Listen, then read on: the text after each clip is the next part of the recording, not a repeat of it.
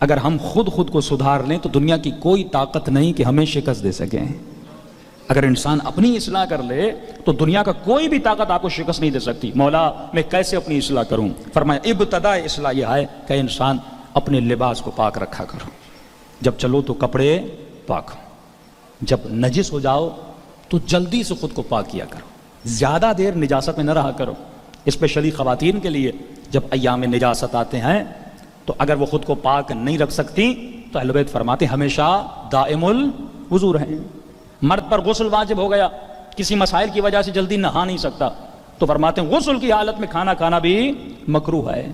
اب نہا نہیں سکتا تو کیا کرے؟ تو معصوم فرماتے ہیں وضو کی حالت میں رہے، کیونکہ ویسے کراہت ہے۔ اور جب تو نجاست کی حالت میں ہوتا ہے، جو اجنہ شیاطین ہوتے ہیں وہ تمہاری طرف اٹریکٹ ہوتے ہیں۔ کہ کتنے بچے اور بچیوں کے مسائل آ جاتے ہیں، پھر پتہ نہیں کسی پیر کے چکر میں پڑ جاتے ہیں۔ بیسک ریزن یہ ہے کہ ہم نے تعلیمات اہل بیت پہ عمل نہیں کیا۔ اب جاتے ہیں مولانا بچی کی طبیعت خراب ہے، پتہ نہیں جن آ گیا فلاں آ گیا۔ یہ تمام تر مسائل کیوں بنتے ہیں؟ کیونکہ وہ نجاست کی حالت میں رہتی ہے، اسے تعلیم اہل بیت نہیں ہے کہ اگر نجاست کو پاکیزگی میں نہیں بدل سکتے تو کم از کم وضو کر لیا کرو، کیونکہ وضو وہ حصار ہے کہ ہر شیطان کو تیرے وجود سے دور کر دیتا ہے۔ وضو نور ہے، جب تو وضو کے حصار میں آتا ہے ہر طرح کی بیمانیاں اور شیطانیاں تجھ سے کیا ہو جاتی ہیں؟ دور ہو جاتی ہیں۔ تو پہلی شرط یہ ہے اپنے لباس کو پاک رکھا کرو۔ کئی اوقات پاکستان کی عادت ہے، لوگ جاتے ہیں واش رومز میں یا باتھ رومز میں، دھوتے نہیں ہیں۔ یہ نجاست انسان کو بدبخت بنا دیتی ہے، یہ اہل بیت سے دور کر دیتی ہے۔ تو پہلی چیز جسے تمہیں تاکید کرنی ہے، آفس میں ہو، کسی کام میں ہو، یونیورسٹیز میں ہو، تو سب سے پہلے اپنے بدن کی پاکیزگی کا خیال رکھو، کیونکہ جب بدن پاک ہوتا ہے پھر سیکنڈ مرحلہ آتا ہے روح کی پاکیزگی کا۔ اور جب تم نے لباس کو پاک کر لیا، اور یہ شرط ہے ہر امام کی زیارت کو جاتے ہو، مولا کیا فرماتے ہیں؟ پہلے غسل زیارت کیا کرو۔ غسل زیارت کی شرط کیوں ہے؟ یعنی معصوم بتانا چاہتے ہیں کہ ہم تمہارے بدن کی کثافت کو بھی برداشت نہیں کرتے تو تمہارے روح کی نجاست کو کیسے برداشت کریں گے؟ جب ہمارے دربار میں آیا کرو تو نہا کے آیا کرو۔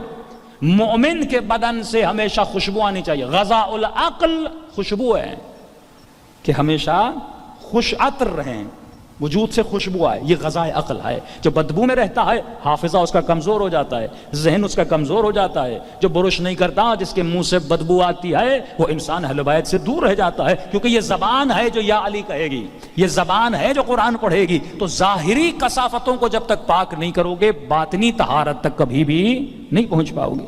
صاف ستھرا ہونا چاہیے مومن، صاف ستھرا ہونا چاہیے جوان، اس کا کپڑا پاک و پاکیزہ ہونا چاہیے، اس کا بدن پاک و پاکیزہ ہونا چاہیے۔ یہ پہلی منزل ہے، کیونکہ جب ظاہری طہارت پہ آ جاؤ گے، اب سیکنڈ مرحلہ ہے طہارت باطنی کا۔ کپڑے پاک کر لیے، جسم پاک کر لیا، اب دوسرا مرحلہ ہے باطن کی طہارت کا۔ اس کی ابتدا معصوم فرماتے ہیں یہ آپ کے ساتھ اوپر سے شروع کریں۔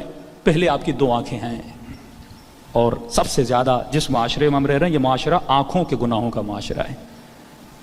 جوان 15 سال کے بعد اس کے وجود میں شہوت کا جذبہ ہوتا ہے۔ اسلام جذبوں کا مخالف نہیں ہے، کیونکہ اگر ایسا ہوتا لیاذ باللہ تو خدا گویا بندوں پہ ظلم کر رہا ہوتا۔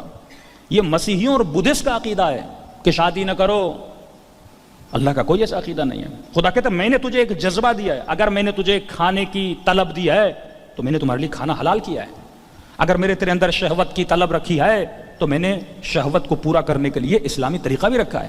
یہ تم ہو جو اپنے طریقوں کو بند کرتے ہو، کبھی نوکری کے بہانے سے، کبھی رزق کے بہانے سے، کبھی دوسرے بہانوں سے کیا ہوتا ہے؟ انسان اس چیز سے دور ہو جاتا ہے۔ اور معصوم فرماتے ہیں جس باپ نے پہلا فریضہ اس باپ کو اپنے بیٹے کے لیے کیا ہے کہ اس بیٹے کی جلدی سے کیا کروائے؟ شادی کروائے۔ اور اگر یہ شادی نہیں کرتا، 80% یا مور دین 80% لوگ شادی کے بعد گناہ سے کیا ہو جاتے ہیں؟ بچ جاتے ہیں۔ یہاں تک فرمایا نماز دگنی ہو جاتی ہے، ثواب دگنا ہو جاتا ہے۔ کیوں؟ کیونکہ اگر ذہن میں شہوت نہیں ہوگی، اب جب یہ مصلی عبادت پہ کھڑا ہو جائے گا اس کا ذہن ریلیکس ہوگا۔ یہ انسان خود پہ ظلم کرتا ہے۔ مجھے یہ تو برداشت ہے میرا بچہ یونیورسٹی میں جائے، کسی نامحرم سے تعلق بنائے، اس پہ میں اسے منع نہیں کرتا۔ اور کس بات کو یہ خود کو غفلت میں کہتے ہیں ایک بندہ سویا ہوا ہے اسے اٹھا سکتے ہو، لیکن ایک نے خود کو جھوٹی کا سلایا ہوا ہے، اسے لاتے بھی مارو تو وہ نہیں اٹھے گا، کہ جھوٹی کا سویا ہوا ہے۔ اگر تم خود کو سلاتے رہو گے کہ نہیں میرا بچہ گمراہ نہیں ہوگا، یونیورسٹی میں بھی جائے گا، نہیں میرا بچہ گمراہ نہیں ہوگا، تو تمہارے بچے کی زندگی تباہ ہو جائے گی۔ مختلف بیماریوں میں بچے مبتلا ہو جاتے ہیں۔ ایک زنا کا گناہ ایڈز زنا سے ہوتی ہے، ہاں یہ جتنے گناہ جسمانی بیماریاں وائرسز انسان کو لگتی کس سے لگتے ہیں؟ اسی بیماری سے لگتے ہیں. پوری زندگی تباہ ہو جاتی ہے. کراچی کے SIT میں جا کر دیکھ لیجئے, جوان بچے, مالدار بچیاں, کروڑ پتی باپ ہے, لیکن بچی کو بیماری لگ گئی ہے صرف ایک گناہ کی وجہ سے. تو اسلام جب تجھے گناہ سے روکتا ہے وہ تمہارے جسم کی شفا چاہتا ہے, وہ تمہارے جسم کو دوام دینا چاہتا ہے. تو معصوم فرماتے ہیں اگر باپ نے اس بیٹے کی شادی نہیں کروائی تو وہ جتنے گناہ کرے گا کس کے کاندھے پر ہے؟ اس باپ کے کاندھے پر ہے. اور یہ تصور کس نے دیا؟ یہ ویسٹرن تصور ہے نا.